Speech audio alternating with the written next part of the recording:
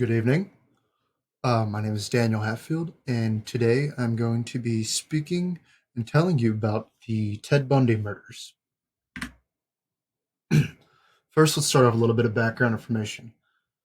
Ted Bundy was born in Burlington, Vermont on November the 24th of 1946. He was born to Eleanor Louise Cowell, illegitimately, and we do not know anything about his father because it was listed as unknown on his birth certificate. However, there are many rumors about Ted Bundy's real father. Some are skeptical of Lloyd Marshall, who was an Air Force veteran and was a graduate of Penn State, and then others are skeptical of Jack Worthington. And finally, some are even skeptical that his father was actually his grandfather. And then to hide the fact that Ted Bundy was an illegitimate child, or an accident, some might say, his grandparents adopted him, which is his real mother's parents, Eleanor Louise Cowell's parents.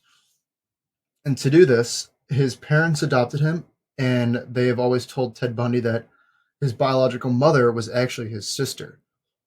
And so eventually, his biological mother and him moved to Tacoma, Washington, and she later married a man named Johnny Bundy.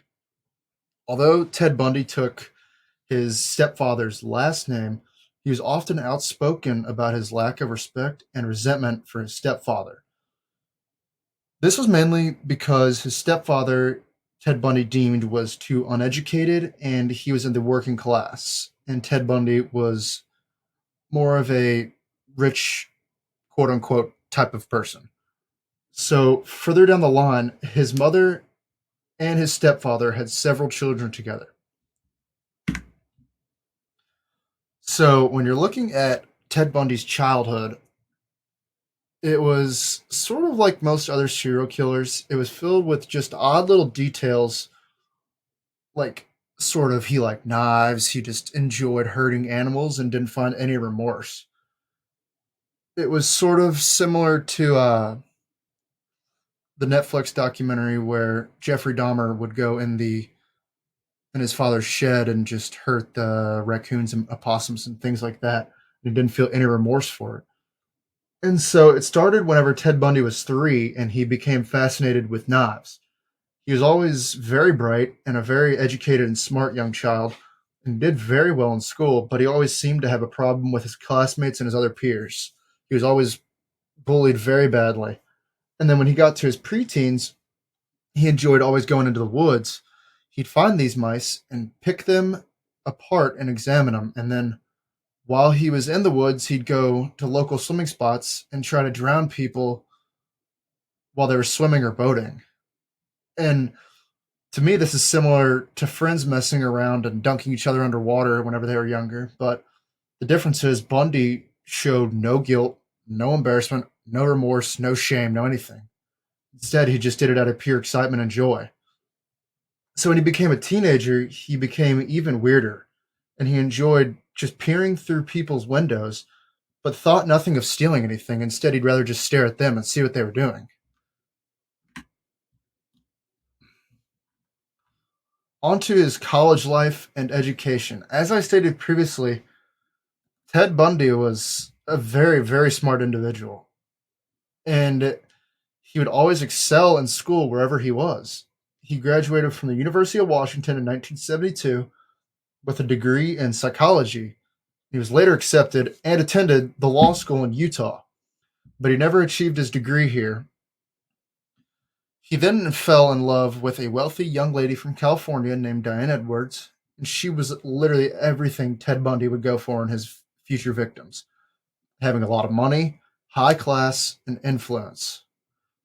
During the mid 70s, he changed his personality to become more outwardly confident and active in social and political matter. And this was, some people believe, was mainly in turn because his girlfriend broke up with him and he wanted to do everything in his power to prove her wrong and make her get back together with him, which soon became true, and he eventually killed her.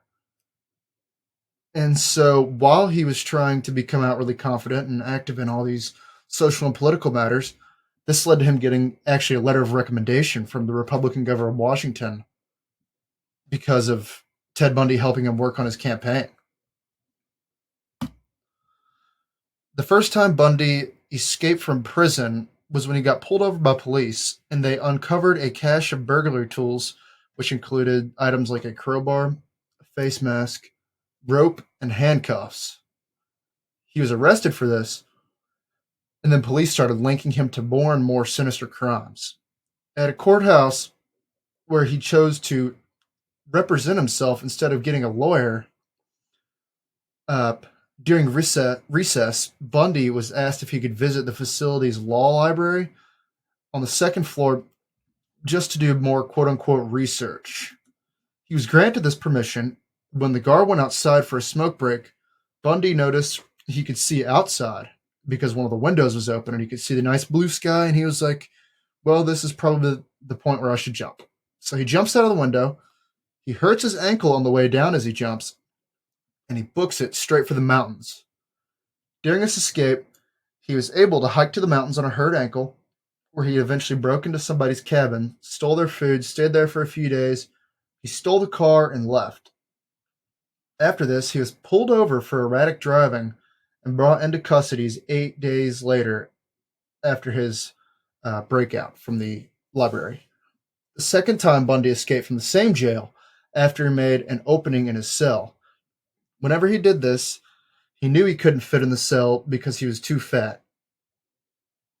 So he had to drop 25 pounds to be able to fit through the opening. Once he escaped, it took police over 15 hours to realize that he even escaped from his cell. So no one really knows what the police officers were doing at this time. But uh, by that time, they realized he was gone 15 hours later. He was already in Chicago, Illinois. Then he took a train to Ann Arbor, and then he drove to Atlanta, and then he headed to Tallahassee, Florida via a bus.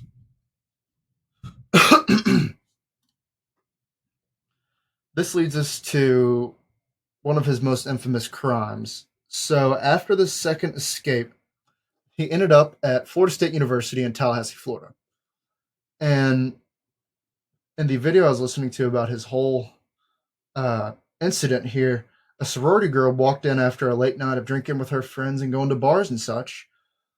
And she walked into the house and noticed that someone ran out past her with what appeared to be a stick-like object. So my first initial thought would be, a crowbar where he just hurt somebody, but no, it was actually apparently a stick. And she then ran up to the sorority president's room to try to alert her of the news, but when doing this, she found the president laying dead on her side with the covers all the way up to her shoulders. Following this, there were three more girls injured, and one of them was fatal. On one of the woman's breasts and buttocks appeared to be bite marks, which were later confirmed to be Ted Bundy's teeth, which was one of the major points in his trial. Law enforcement officers then noticed the trend with all these women. They all had long hair with a middle part. They were all smart. They were all pretty. They were all wealthy, and they were all very popular. Following the break-in, Ted Bundy found himself at a school where he purchased a hunting knife, and law enforcement believes that is how he killed Kimberly Leach. A few weeks after the Chi Omega attack, there was a white van reported stolen from the Florida State University media department. 4 days after this report, someone noticed the van driving erratically 100 miles away from Tallahassee and Lake City. And this gets us to Kimberly Leach. She was a 12-year-old girl who was attending junior high school, and she was about to start PE class, and she realized she forgot her backpack in her homeroom. When she asked the teacher if she could retrieve her bag from her homeroom class, which was in a different building, she was granted permission, so she went to the other building. She went to go retrieve her bag, and she never returned. The next morning, someone saw Kimberly being pushed into the said white van as she was crying, and they just assumed that Bundy was an angered parent putting his child into his car. But then the next morning, someone saw Ted Bundy in the same white van on the highway, swerving, going back and forth. Days later, the white van that was reported stolen was actually recovered in the woods. In the van, there was an obvious sign of trauma, which was And then this included branches, leaves, and even hair evidence, which later turned out to be Kimberly Leach's hair. And there was also a price tag in the van, which was labeled with a $26 price. This led law enforcement to believe that it was a hunting knife, and the said hunting knife was used to kill Kimberly Leach.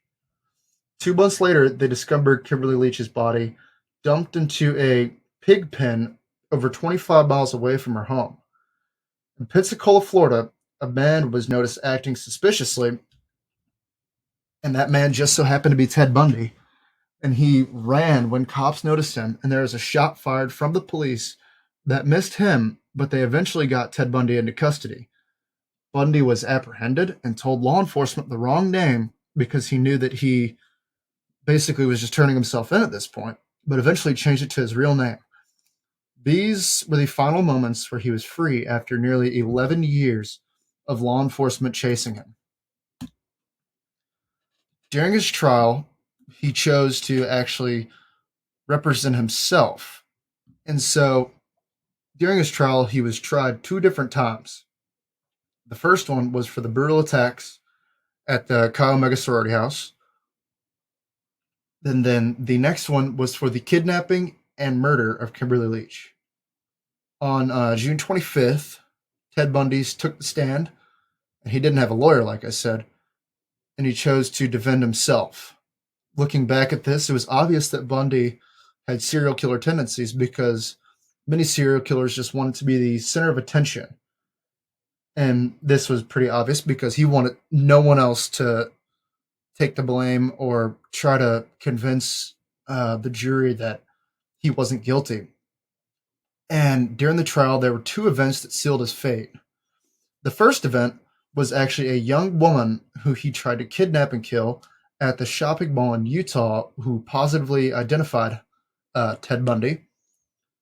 And the most obvious of them all was whenever uh, the uh, the jury and the judge took bite mark samples from Ted Bundy's mouth, and they directly matched with the bite mark samples left on Lisa Levy, who was the young lady who was killed at the Chi Omega house. The final moments of his execution were quite interesting, actually. So, days before his execution, he confessed to the murder of quote unquote 36 people. Although many experts believe the final tally might be closer to 100 or more people. When Bundy admitted to killing 36 people, he didn't do it because he felt bad or because he wanted closure for families.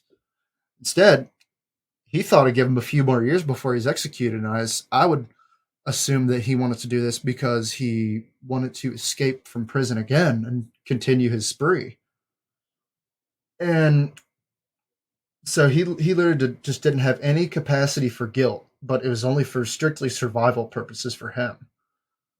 And then later, 3 or 4 days before he was killed via the electric chair, he actually said he didn't know the exact number, but it was close to that 36 number. He said there was approximately a dozen women buried, and then he said he took the heads off of 6 or more women and just threw them away. So then this led Bundy to be sent to the electric chair, where he was executed for over 2 minutes of electrocution. And while this was happening, people actually stood outside, lighting off fireworks, banging pots and pans, saying "Down go Bundy" or "Burn Bundy, burn," and just because they were ecstatic about the news. These are the sources that I used for my presentation. And thank you. This is Daniel Hatfield.